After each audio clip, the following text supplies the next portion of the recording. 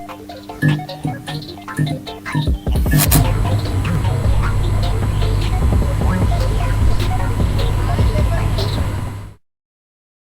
happens when a man with ADHD and a man with full-blown autism start a very special podcast? Insanity Works Incorporated and J. Hebert Studios proudly present Wrestling with Idiocy.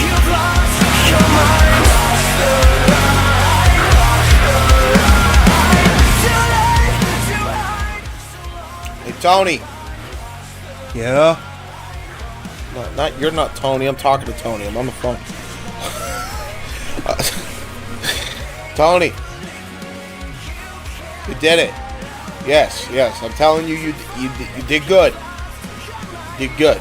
Okay. Now get those motherfuckers to stop being a dick. And learn to freaking just cooperate. Just a little bit.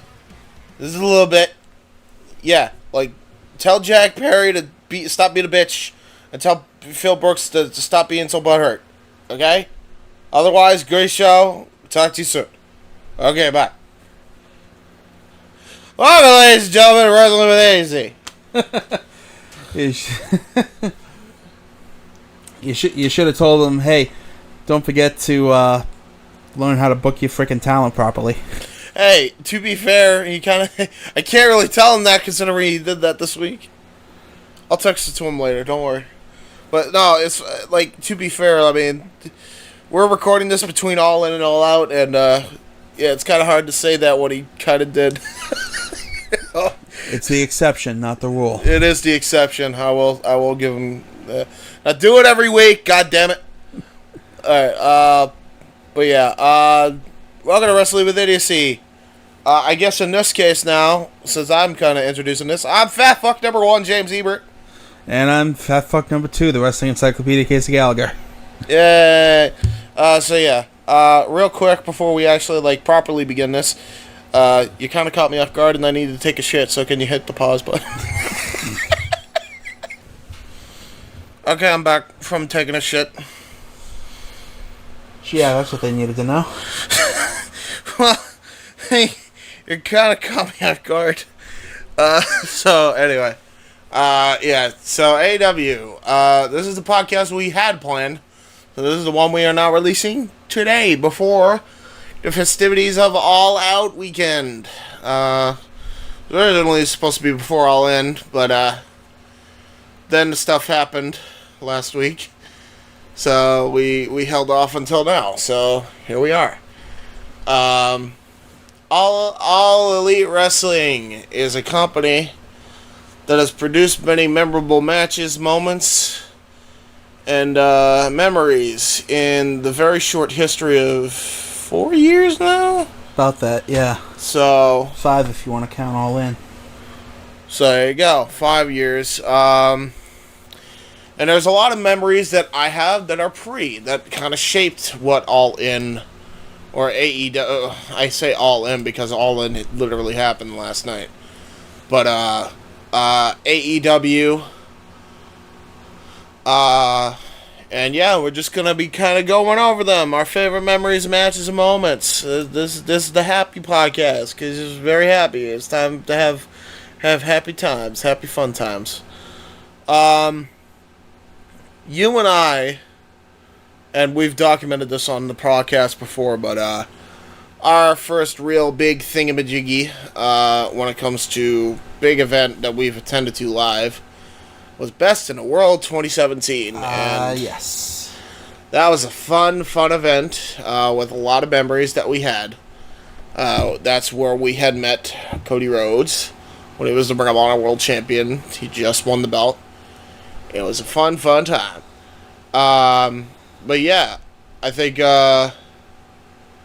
overall, we've seen a lot of pre-AEW, and I think and by that I mean events that shaped what AEW is today. And you know, there's a lot that exists, whether they're matches or entire pay-per-views.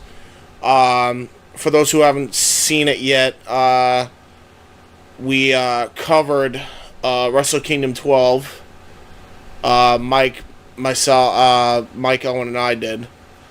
So that's a big one. Is there any moments from that event that you recall that you remember fondly from besides the soda can falling, but also besides Jericho and Omega, which I think a lot of people would probably point to?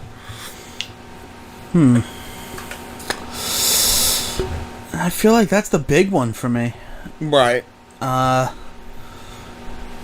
There's when talking about pre AEW, that, as aside from Cody winning his first championship and seeing a lot of the people you would see in AEW, that's probably got to be the big one, because it's a WWE guy crossing over for the first time, a meaningful WWE guy, a meaningful jumping of the boundaries for the first time in 20 years. Yeah. I mean, I think for me, there's plenty of pre-moments. Like, there's obviously the WrestleMania 33 match with Jericho and Owens. Yeah. That's a big one, just because, number one, that match is very underrated. But also just the fact that Jericho got bumped to the second match on the card, which I still think is egregious. Yeah. But I think a lot of takeovers, I think I would count in that bracket, only because you would see a lot of the stars that are in AEW now came from TakeOver.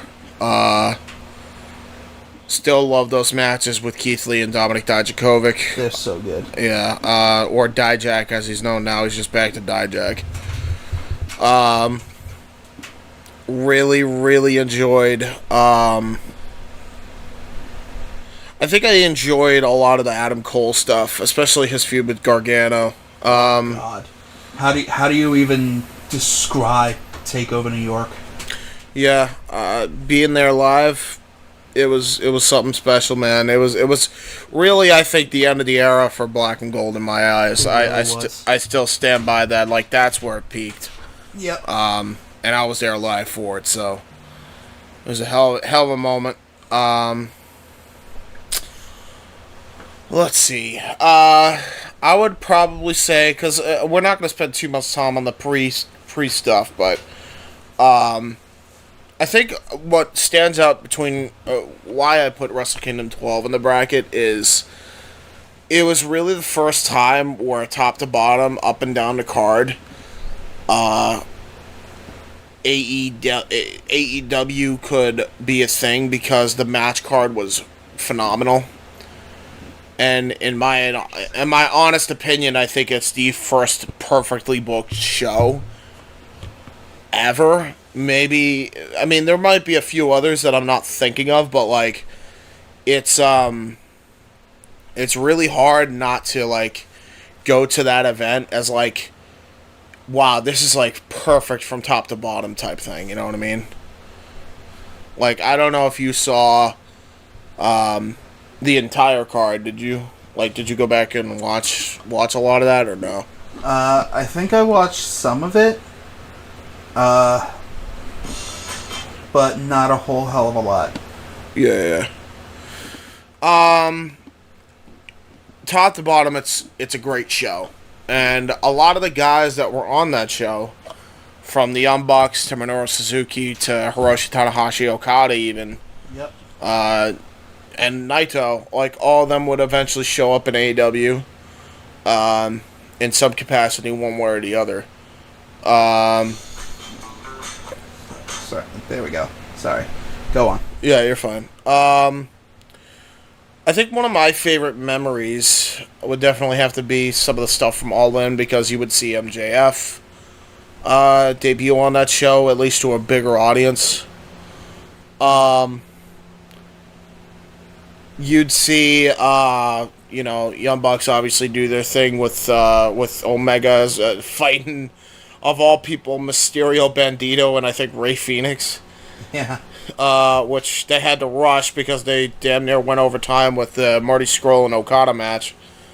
Cody winning the NWA World Title was a huge moment. And the Fatal 4-Way Women's match was pretty good. That was a really good match. And just that entire All In. I think the first All In is like a big, big sticking point for me because it is like phenomenally underrated for what it did for the wrestling industry. And there's really only one low light in that entire match, or in that entire show, and that's the fucking Dick Druids. We won't even get into that.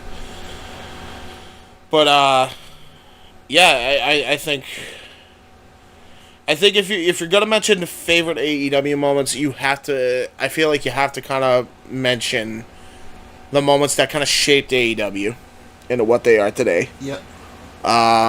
Because without them, we don't get AEW. So there is that. And yeah, I mean the shows that we mentioned before: All In, Wrestle Kingdom 12. Takeover New York. I would have to mention Wrestle Kingdom 13. Yes. You saw Okada. You saw Omega come in as champion and drop the belt to Tanahashi. Yep. Which of course would clear his way to become an AEW full-time member. Yeah. I mean, that was Kenny. That was Kenny Omega's decade. But if we're gonna really talk about moments that would give you a good look into what AEW was going to become, you can't not mention King of Pro Wrestling 2018. Yes. Yep. That triple threat match is goddamn amazing. Yeah, Kota Ibushi, Cody Rhodes, and Omega for the US title. Great show. That's also a very underrated show. Yeah, I think it was for the U.S. title or for the world title? World title. Yep, you're right. Okay, because I know that Cody still had the NWA world title by that point. So that's a thing. But yeah, overall, like, historic show. So yeah, I would definitely go and watch that and Wrestle Kingdom 13. Yeah, yep. Really good match between Tanahashi and Okada. I just want to point that out as well. So yeah, go out of your way to check that shit out, guys. Now we get to AEW proper. Yep. There's so many memories and moments, man. We gotta get it out of the way. Brother versus brother. Yeah, Cody and Dustin for sure. Best match of Double or Nothing. Yeah. A really good show overall, but yeah, I think that match is definitely awesome. Like, up there. I think you also have to bring up the Lucha Brothers Young Bucks. That was a really good match as well. It was. Omega Jericho having their rematch. I think that was the third in their series at that point. Might have been. I'm not sure. So yeah, Jericho lost the first one, and then Jericho won the second, I believe, and that was on his cruise. And then Jericho won the third one there. Moxley coming through the damn crowd. Still all-timer shit, man, because the crowd went ballistic when he came through the crowd, Shield style. Still does that today, in fact, with the Blackpool Combat Club. So that's definitely up there still, even with all the history AEW's got. Off topic, but I just saw this on Twitter. This is fucking funny. Go ahead. Apparently, WWE today announced a partnership with the NFL to release legacy titles for all 32 teams, except for the Jacksonville Jaguars.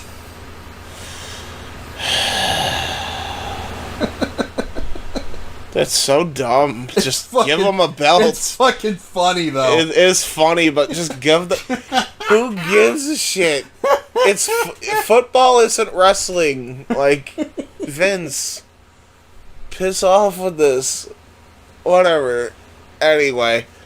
So, yeah. That's funny you mentioned that, yeah, because there was a lot of... You remember, they were Pissant Company in the words of Triple H. They were a t-shirt company. Yeah, t-shirt company, right. Pissant T-shirt Company. Uh, so, I love the match that Cody had with Darby. I feel like that has to be brought up. I feel like we're gonna go all over the timeline eventually, but we're kind of going in chronological order. The Fyter Fest match that he had with Cody was an awesome show. But also just Cody and Darby had a killer match. It really put Darby on the map. Sammy Guevara also had a couple killer matches, especially the one that he had with Kip Sabian, the first official singles match for AEW. He actually took the loss in that match, which is funny to think about as well. As much as they screwed over my boy, Cody versus Shawn Spears was also a great match. Yeah. Loved that match. And, the pay-per-view before that, even though it was a free event, Young Bucks versus the Brotherhood. Really awesome matchup. Very underrated, I feel like, now, because there's been so many great damn matches in AEW that it probably got lost in the shuffle, but oh, yeah. Cody and Dustin versus the Young Bucks were great. It was a great matchup. First episode of Dynamite, Kenny Omega, Cody Rhodes and Sammy Guevara. I also really liked episode 2. There was the first ever time Hangman and Omega teamed up and became the unlikely tag team. A lot of people want to talk about, MJF and Adam Cole and what they did, especially recently at Wembley, but hey, Omega and Hangman were the first to do it in this company. Yeah. And, I mean, they weren't necessarily, super polar opposite, but they were opposite enough where you noticed. And, yeah, man, they were the AEW World Tag Team Champions, and it was very unlikely as well that they would win those belts, but they did. And it was great. It was really, really well done. I heavily enjoyed that matchup. Kenny, I really enjoyed the match at Revolution that year in 2020 with the Young Bucks, Hangman, and Omega, because they were telling that story where, Hangman felt annoyed with the Young Bucks and how they were treating him like a lesser than. Yeah, it was the Elite Civil War. Yeah, and it was really good. It was a really good matchup, to the point where even Jim Cornette, he put his hate aside and actually rated that match really good. He really loved that match. They told a hell of a story with that. I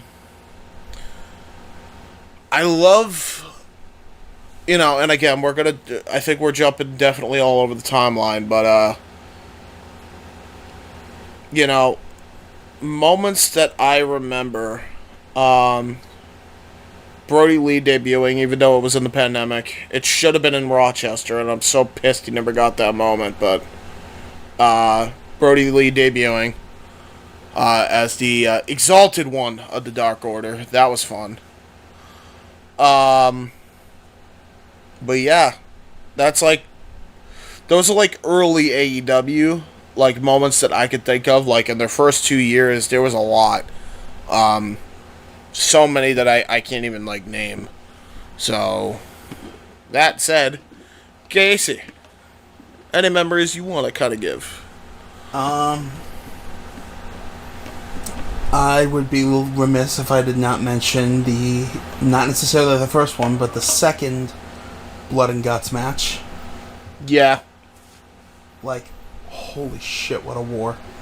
Yeah. Blackpool Combat Club versus, and Proud and Powerful as well, the LAX, the trio, versus Jericho Appreciation Society, right? I believe so, yes. Yep.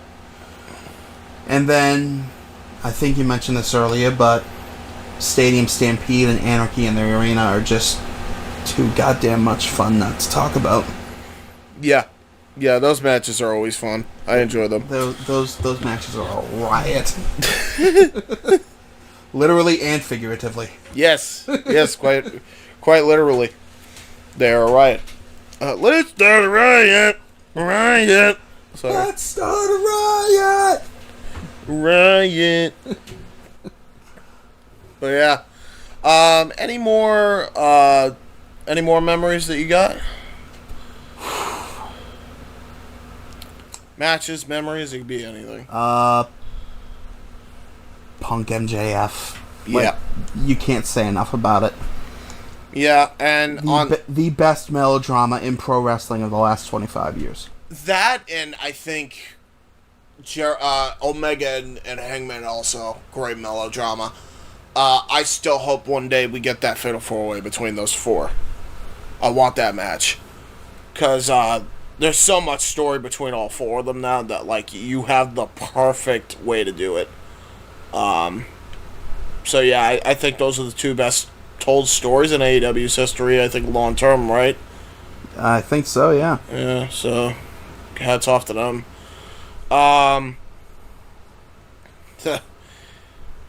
You know, as recent as it is, because it happened this year, absolutely, we have to talk about the Iron Man match, Danielson and MJF. Have you gotten a chance to watch that I have match not. yet? That's such a fucking iconic match. Now, it's the best Iron Man match you will ever see. To the point now where it's like, I don't know if it could ever be topped type thing. Like, it's that damn good. And this is pretty much like I think this, honest to God, is like the peak of MJF's heel run. Is that match that he had with Danielson. It's phenomenal. So, I think I love that a lot. I think both FTR versus Young Bucks matches, all three of them really, but the entire trilogy of FTR Young Bucks is stuff of legend now. Cool. And again, 4 years, and they've been around, and they have like a legendary status type thing. Yeah. It's crazy. Although getting to talk about MJF real quick. Yeah. I know he's. I know they're. I know he's supposed to technically be a babyface, but poisonous toadstools don't change their spots. No. I am. It's just a matter of time before he stabs Adam Cole in the back, and despicable heel MJF, as good as he is, that's the only way I can ever see him. As he's just waiting for the opportunity to stick the knife in the back. Yeah, which that's why I love him. Which is great, but could that be forever? Or did he want to switch it up, and can he switch it up?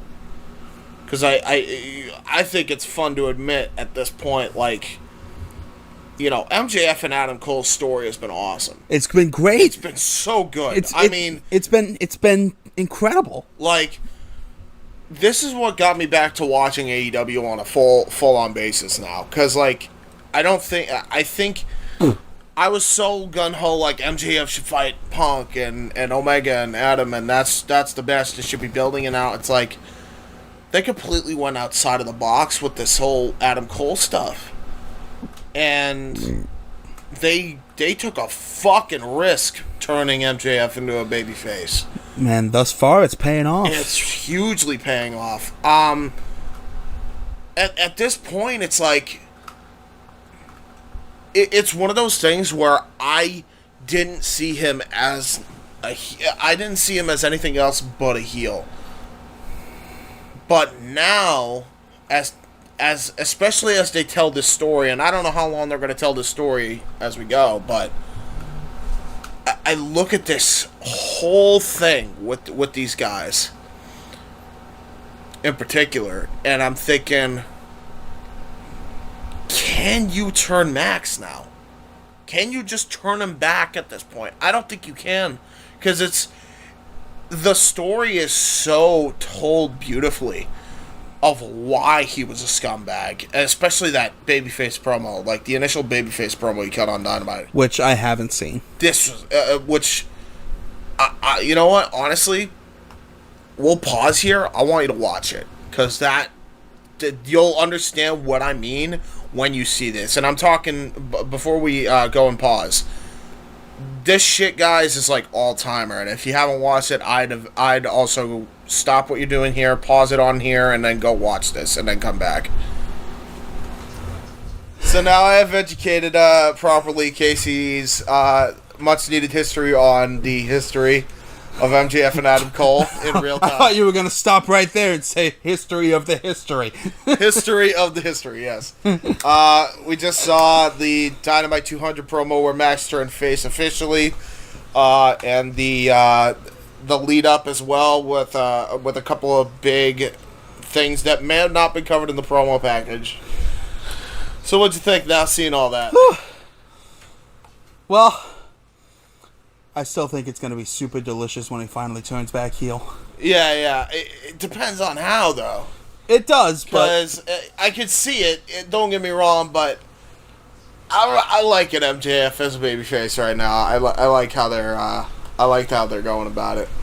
So I ain't against what they're doing right now. And again, I gotta reiterate, they could have absolutely taken a risk, or they could have just played it safe and just kept MJF heel throughout his entire title run. But I love that they turned him face halfway through. You know what I mean? Like, first half of the year as the champ, he was the biggest scumbag heel, and he was booed, and everyone wanted to hate him. Now he's looking to be the biggest babyface in the entire history of the industry type shit. I mean, we're talking all-timer run. I can't remember the last time a world title run was this fucking interesting. Like, can you? Because I can't. Like a long, lengthy title reign. This lengthy? Yeah, it's been a bit. Yeah. So it's I think AEW deserves the kudos for that, man, because it's really good. It's really good storytelling. I think MJF's entire arc in AEW needs to be mentioned as well, because we talked about MJF Punk, MJF this, MJF that. The start of his run at All In 2018 all the way to now, I feel needs to be great moments, great memories, great heel work, now tremendous babyface work as well, all the way to the world title. I mean, this, I can't tell you how great this is, and what's really going to be interesting about all this is when 2024 rolls around. How long is he going to have scumbag tendencies? Does he go full face? Does he become John Cena? You know what I mean? Does he re-sign with AEW? He's like, I'm the face. I want to be the face. I am here for this company, right? Curious now. I'm curious where they go. They have me invested. And that's exactly what you want with a world champion. Yep. He is the talking point of the company. He is the top prospect of the company. He's the one you are most interested in his progression. And that's what AEW, I think, did. Absolutely did masterfully with this. And Adam Cole is a great, great 1B. Yeah. For real, especially coming back from his concussion, I did not expect that Adam Cole and MJF would be, the best friends like this. Not to mention the top two faces in the company. Yeah, exactly. Now they're the Ring of Honor Tag Team Champions. Yep. We mentioned memories and moments. You and I were going to say this somehow. Punk coming out. Yes. At Revolution 2022. Yes. To AFI. AFI. Awesome. You marked out harder than I did because I didn't get to watch Punk in his glory days, but no, I watched it back, and it's just the fact that he came out to that is freaking awesome, man. It was such a meta thing. Yeah. So yeah, love that. Awesome moment. Any more moments you want to kind of bring up? Oh man, I feel bad now because so many are going to slip through the cracks that we're going to leave out. Yeah.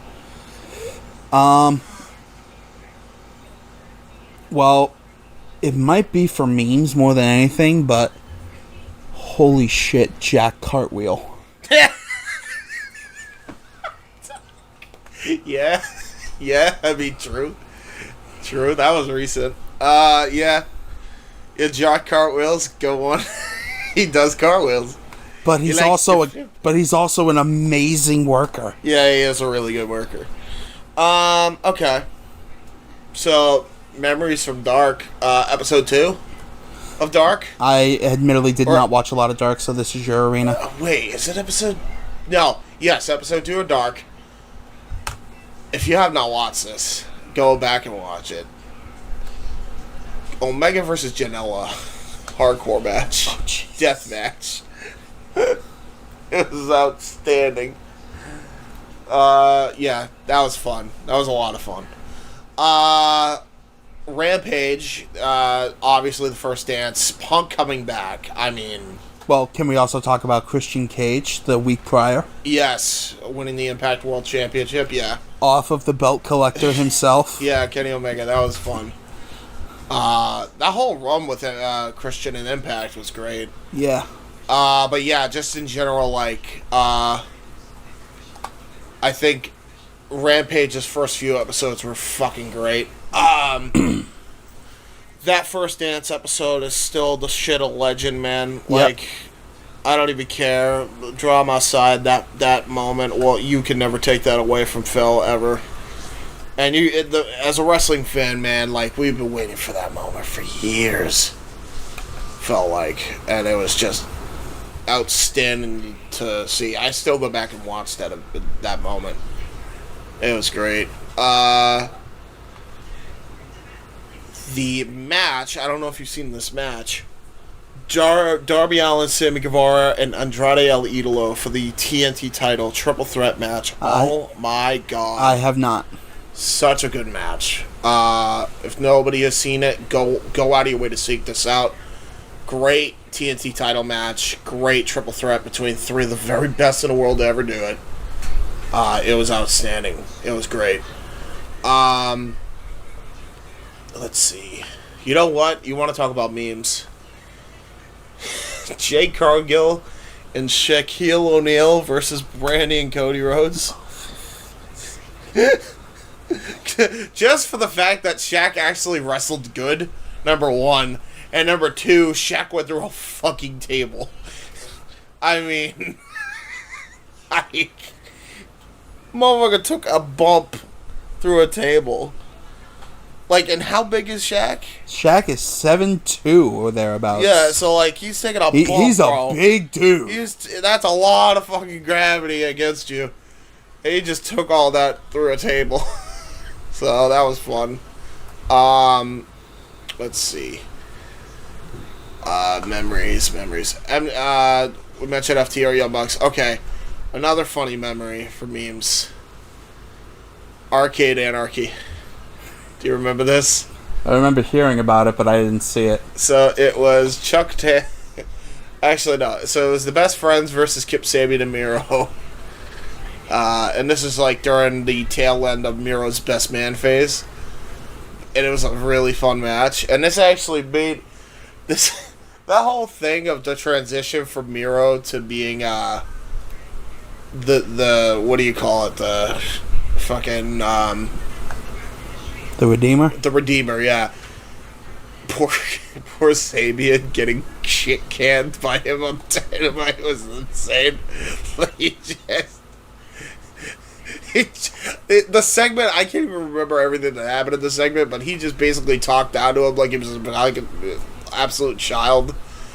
It was hilarious. So that was fun. Let's see here. Trying to think. Yeah, you're right. Like, this is like... There's so many good ones that you're afraid of any slipping through the cracks, and there's probably more. There's way more. Okay. Did we talk about Omega Danielson on Grand Slam? Yes. The entire Grand Slam is great start to finish. The inaugural Grand Slam, for those wondering. At Arthur Ashe. At Arthur Ashe. I think they're going to be doing that again this year. And I think it might just be Dynamite and not Rampage. There might be Rampage as well. I think that week is going to be like 3 2-hour shows. Oh my god. That's a lot of content. A lot of content. Some might say too much content. A lot of content, too much. And now you will get 15 3-hour videos explaining why that is too much content. Yeah, that's true. Yeah. That's open mic then every week. No, I'm kidding. I'm kidding. Satire, Michael. Mago. Yeah. So, yeah, that was fun. Let's see. I think Punk winning the world title was nuts. It was. He still holds it technically, I guess. But yeah, him winning the world title from Adam Page was fucking crazy. Let's see. Because again, there's so many. Adam Page winning the world title. Yeah, from Kenny. That was a hell of a moment. The entire Revolution 2022 card is crazy. Although, I think it's safe to say, and maybe this is just me, I think we finally found the event that usurped Revolution 2022. Just because of the sheer magnitude of it and all the matches delivered and all great out story. All in, sorry. Yeah.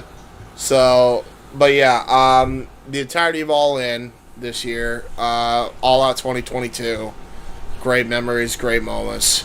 Fucking Sting doing balcony dives at his fucking age. Yeah, he's like he's New Jack. He's 65, dude. Why are you doing this? Stop it! Stop it! We don't want you to be Ted DiBiase's dad, all right? No, please. Well, if he was Ted DiBiase, well, I was about to say if he was any member of the DiBiase family, then he'd just be arrested for fraud. But neither here nor there. You know, any living member of the DiBiase family. Yeah, that's true. Ted Senior's dad, I'm pretty sure, died in the ring. That's fair. So yeah, we don't want you doing that. Don't die in the ring or outside the ring in a match. Just don't do it. It's not worth it. It's not worth it. Don't make your girls watch that. Omega Moxley, unsanctioned, lights out. Those two, you talk about going to war. Yeah, man. Great. Probably one of JR's last scream calls ever. I like that was a huge one for me because that reminded me of Attitude Era JR when he screamed as loud as he did for that Spire barbed wire web shit. Oh my god! Oh my god! Yeah, and he went, "The carnage." I forget exactly what he said, but like it was JR, like Mick Foley, King of the Ring '98 type shit. We got a cat that's trying to get in the way of Casey's microphone. She's sniffing. Oh, now she's petting, wanting the pets. But yeah,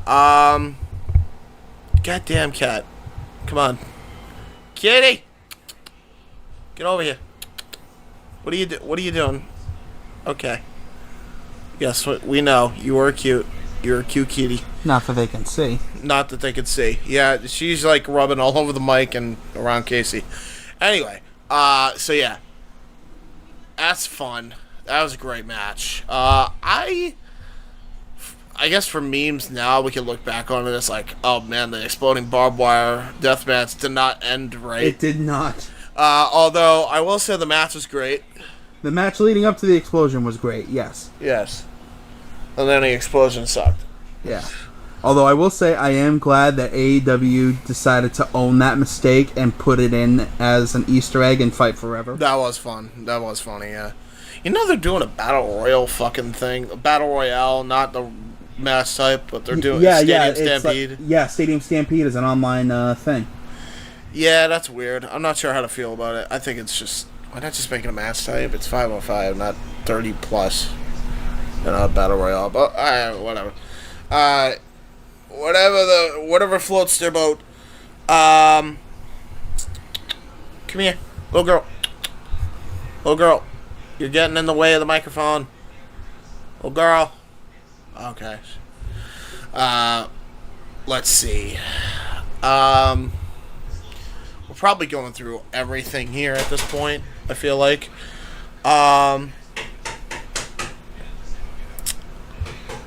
Mike Tyson showing up was weird. Yeah. But it was fun. It was a lot of fun. Anything with Dan Lambert ever? Yeah. That guy's goated. Yeah. Let's see. Christian Cage coming into AEW was fun. Yep. And he did some of the best heel work of his career. Yeah. Paul White coming in as well. Who saw this heel turn coming? That was fun. Let's see.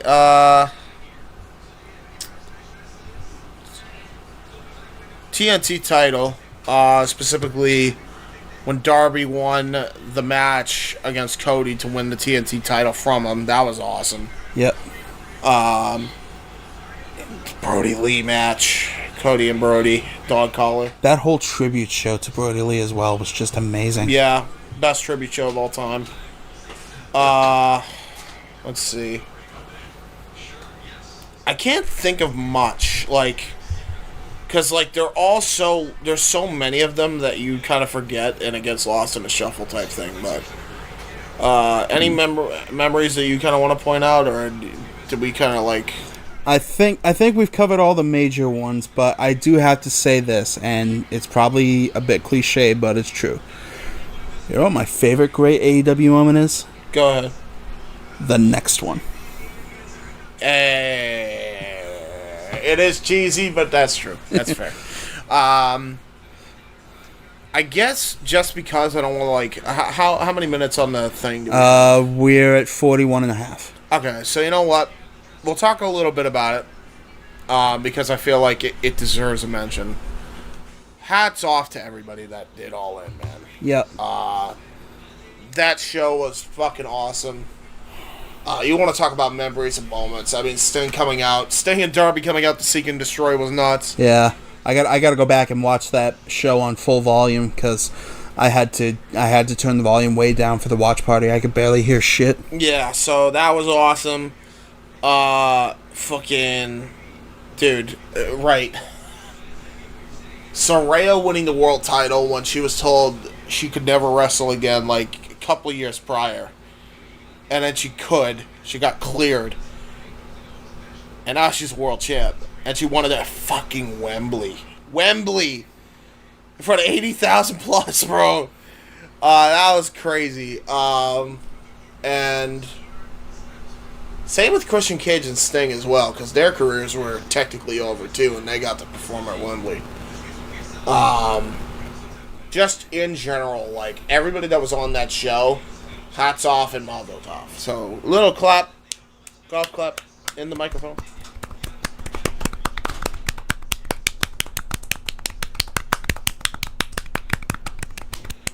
I should have taken up pinball. True. But yeah, any favorite memories or moments from that show? Oh god, the whole freaking AEW title match was sublime from start to finish. Especially now knowing some of the context that Yeah. I showed you. Yeah. True that. We're going until we got a winner in fucking Wembley. We're going until we get a fucking winner at Wembley. Yeah, I love that. And I'm so happy he said the F word. Yeah. You're always allowed one, right? When it comes to TVMA, rated R shit? I believe so, yes. There you go. There's the one. Yeah, I love that. Okay. Here's one for you that I don't even think we clocked. Grado. Yeah. Grado coming out, man. The boy getting his moment against Jeff Jarrett. Got the swinging guitar in his head. That was fun. Without his music, unfortunately. Yeah. No, Mariah Carey, because she said fuck Carey, you. what the Is it Mariah Carey? No, it's Madonna, you idiot. Oh, Madonna. There's a lot of M's in music. Shut up. But Not even the right country. shush. I'm autistic, okay? I mix my shit up all the time. I'm ADHD. What's your excuse? Autism. Oh. And I'm also just generally uncultured and a swine bag, you know.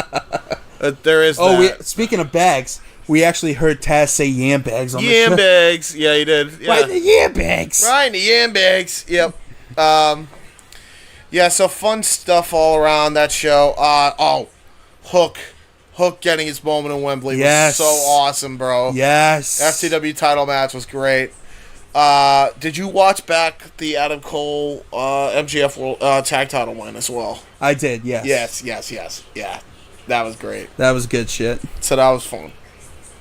So yeah, all in all, hats off to those folks, those men and women. Also hearing the Wembley crowd sing the fucking lyrics you put over MJF's theme.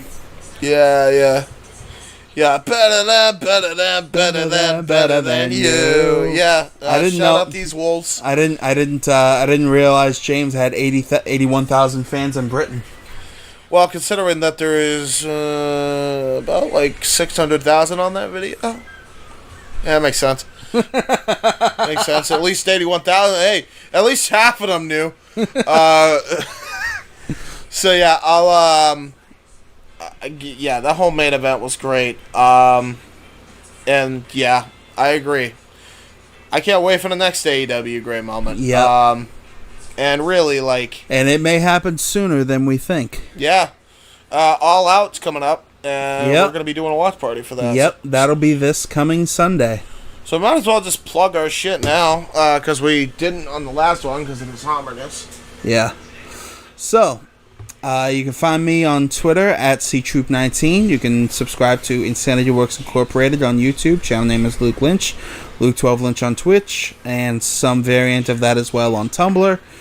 And everything is in my link tree, which James was kind enough to make for me. How the hell did I miss a whole sentence fragment there? God, yeah, it is what it is. What's in my head? We are wrestling with idiocy. It's fine. Yeah, right.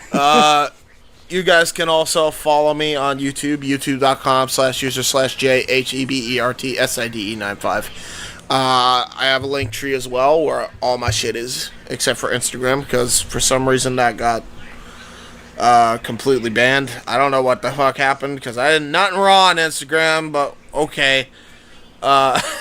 Whatever. I guess probably just because I did a lot of like plug shit on that Instagram, but you know. But yeah, Twitter and YouTube primarily.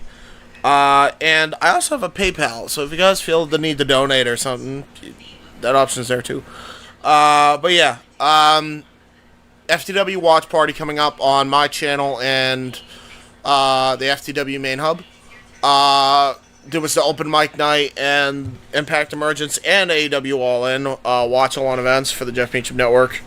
And I'm sure a bunch of other stuff as well. That's mainly in the live tab. All the stuff that we do is pre-recorded, with the exception of any time we do live streams with Casey, mainly Indy Force and a couple others. But yeah, stay tuned for that. AEW All In Watch Party coming up, specifically the one that Casey hosted. That will be coming up soon. And Wrestling Fortune 44 Incorporated, there's a bunch of retros. Summer shows, All In Hype, All Out Hype, and Payback Hype. And there's also going to be a Wyatt tribute show on there as well. So go check all that shit out. It's fun time. Fun wrestles. All the wrestles. And yeah, I think Mistress Audio, I did collab with her again recently. So if you guys want to go and check that out, you can. I don't know if it's up right now because this week's been fucking humongously busy. But should be there now. So if you want to go ahead, check that out. And that's all I can remember to plug. But I'm sure there's other stuff to plug. It'll be in the description. Yeah, Jay Abrams side of things as well, which is on my channel, and Indy Force episode 27. So there you go. And another Indy Force, by the way, is upcoming. We just gotta schedule our shit with the four of us. So yeah, Casey, take us home, good sire. And the sun sets over Wembley, with friendship holding strong. But only time will tell if it will be able to ford the turbulent waters underneath London Bridge. From the Channel to Chicago. We were all in. Now we're going all out. Yeah.